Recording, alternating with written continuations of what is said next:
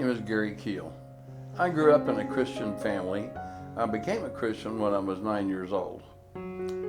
Later in life, I met the love of my life, Betty, and she was a Christian too.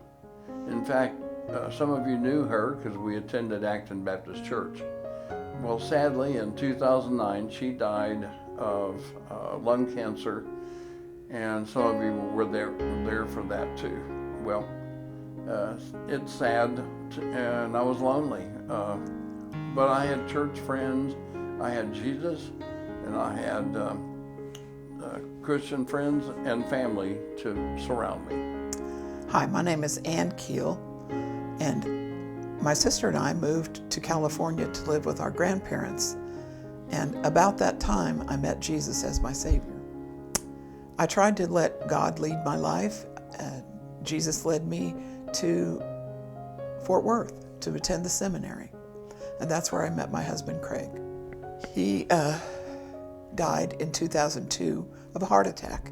It was very sudden, and I turned to the Lord. I had my church, I had my job teaching, and I had a 14-year-old son who was very mad at God. People would ask me from time to time, "Don't you want to date? Aren't you looking for someone to remarry?" And I always said, if the Lord wants me to remarry, He'll bring him and stand right in front of me. Well, my sisters knew Ann because they attended church with her. And they said that I should be meeting Ann, so they gave me her number, and I put it off, and I finally decided to call her. And I heard from his sisters that I should meet Gary. They told me they had given him my number. So on Valentine's Day in 2011, I was home from school watching some TV, and the phone rang. Well, I introduced myself to Ann. We discussed our values and decided that we needed to meet. Things seemed to go well for us, and we both retired that year and continued to date. Gary proposed in May, and in July we planned a wedding, and I would move down to Granbury.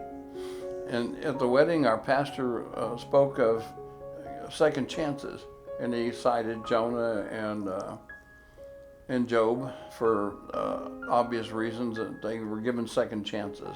Sadness and loss come to everyone's life, but Jesus has a plan to bring you back to joy. If you've had loss in your life, come back to Jesus and find that place. And that's our story.